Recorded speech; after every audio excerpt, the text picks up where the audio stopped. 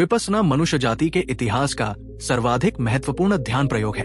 जितने व्यक्ति विपस्सना से बुद्धत्व को उपलब्ध हुए उतने किसी और विधि से कभी नहीं। विपस्सना अपूर्व है। विपस्सना शब्द का अर्थ होता है देखना, लौट कर देखना। बुद्ध कहते थे इहि पस्सिको, आओ और देखो। बुद्ध किसी धारणा का आग्रह नहीं रखते। बुद्ध के मार्ग पर चलने के लिए ईश्वर को मानना न मानना, आत्मा को मानना न मानना आवश्यक नहीं है। बुद्ध का धर्म अकेला धर्म है इस पृथ्वी पर जिसमें मान्यता, पूर्वाग्रह, विश्वास इत्यादि की कोई भी आवश्यकता नहीं है। बुद्ध का धर्म अकेला वैज्ञानिक धर्म है। बुद्ध कहते आओ और देख लो। मानने की जरूरत नहीं है, देखो फिर मान लेना। और जिसने देख लिया उसे मानना थोड़े ही पड़ता है, मान ही लेना पड़ता है। और बुद्ध के देखने की जो प्रक्रिया थी, दिखाने की जो प्रक्रिया थी, उसका नाम है विपस्सना। विपस्सना बड़ा सीधा सरल प्रयोग है।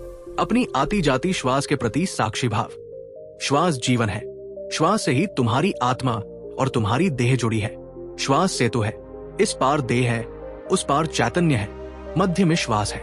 यदि तुम श्वास को ठीक से देखते रहो तो अनिवार्य रूपेण, अपरिहार्य रूप से शरीर से तुम भिन्न अपने को जानोगे। श्वास को देखने के लिए जरूरी हो जाएगा कि तुम अपनी आत्म चेतना में स्थिर हो जाओ। बुद्ध कहते नहीं कि आत्मा को मानो, लेकिन श्वास को देखने का और कोई उपाय ही नहीं है।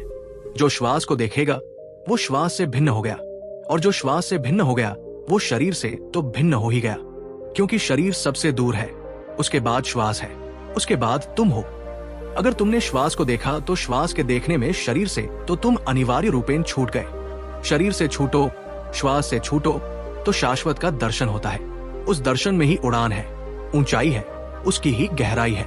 बाकी न तो कोई ऊंचाइयां है जगत में, न कोई गहराइयां है जगत में। बाकी तो व्यर्थ की आपाधापी है। फिर श्वास अनेक अर्थों में महत्वपूर्ण है। ये तो तुमने देखा होगा। क्रोध में श्वास एक ढंग से चलती है, करुणा में दूसरे ढंग से। दौड़ते हो एक ढंग से चलती है, आहिस्ता चलते हो दूसरे ढंग से चलती है। चित्त ज्वरग्रस्त होता है एक ढंग से चलती है, तनाव से भरा होता है एक ढंग से चलती है, और चित्त शांत होता है, मौन होता है तो दूसरे ढंग से चलती है। श्वास भावों से जुड़ी है। भाव को बदलो, श्वास बदल जाती है। श्वास को बदल लो, भाव बदल जाते हैं। जरा कोशिश करना, क्रोध आए मगर श्वास को डोलने मत देना। श्वास को स्थिर रखना, शांत रखना। श्वास का संगीत अखंड रखना। श्वास का छंद न टूटे, फिर तुम क्रोध न कर पाओगे। तुम बड़ी मुश्किल में पड़ जाओगे। करना भी चाहोगे तो क्रोध न कर पाओगे। क्रोध उठेगा भी तो भी गिर गिर जाएगा। क्रोध के होने के लिए जरूरी है कि श्वास आंदोलित हो जाए। श्वास आंदोलित हो तो भीतर का केंद्र डगमगाता है, नहीं तो क्रोध देह पर ही रहेगा। देह पर आए क्रोध का कुछ अर्थ नहीं है जब तक कि चेतना उससे आंदोलित न हो। चेतना आंदोलित हो तो जुड़ गए। फिर इससे उल्टा भी सच है। भावों को बदलो, श्वास बदल जाती है। तुम कभी बैठे हो सुबह उगते सूरज को देखते नदी तट पर। भाव शांत है, कोई तरंगे नहीं चित्त में। उगते सूरज के साथ तुम लवलीन हो। लौट कर देखना श्वास का क्या हुआ। श्वास बड़ी शांत हो गई। श्वास में एक रस हो गया, एक स्वाद, छंद बंध गया। श्वास संगीतपूर्ण हो गई। विपस्सना का अर्थ है शांत बैठकर, श्वास को बिना बदले। ख्याल रखना, प्राणायाम और विपस्सना में यही भेद है। प्राणायाम में श्वास को बदलने की चेष्टा की जाती है। विपस्सना में श्वास जैसी है वैसी ही देखने की आकांक्षा है। जैसी है उबड़ खाबड़ है, अच्छी है, बुरी है, तेज है, शांत है, दौड़ती है, भागती है, ठहरी है, जैसी है। बुद्ध कहते हैं तुम अगर चेष्टा करके श्वास को किसी तरह नियोजित करोगे तो चेष्टा से कभी भी महत फल नहीं होता। चेष्टा तुम्हारी है, तुम ही छोटे हो।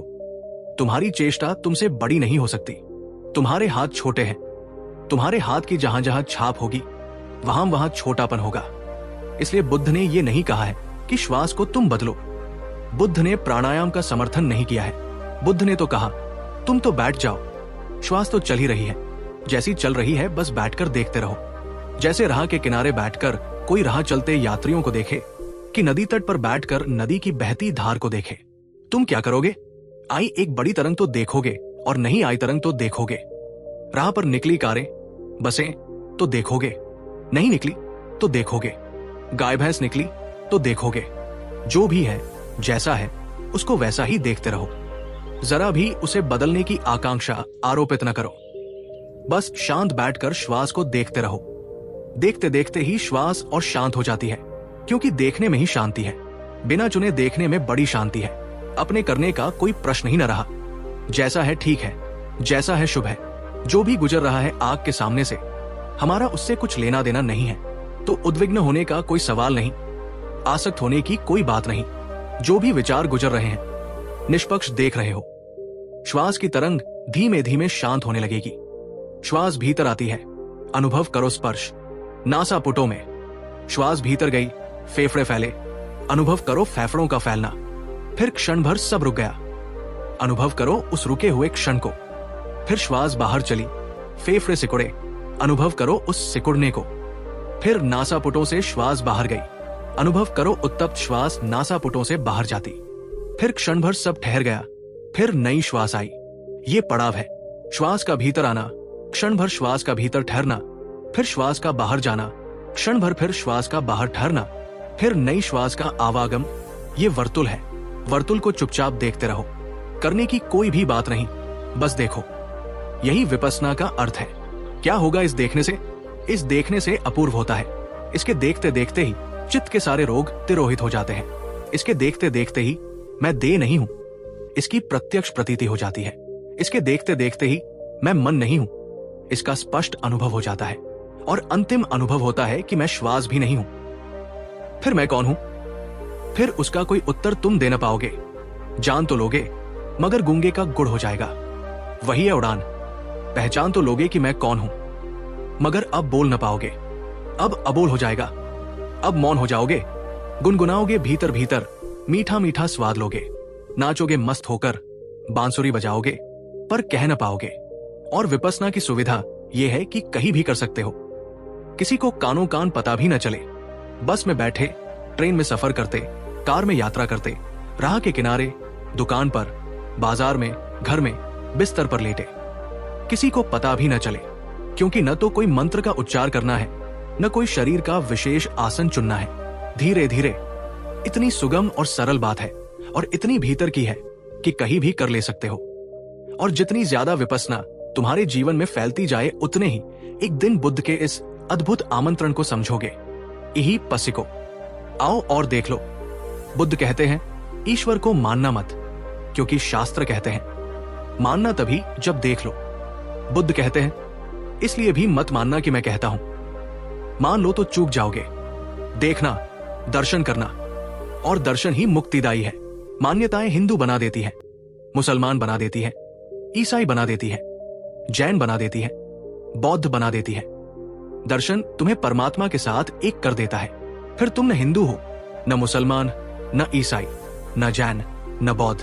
फिर तुम परमात्मामय हो, और वही अनुभव पाना है, वही अनुभव पाने योग्य है।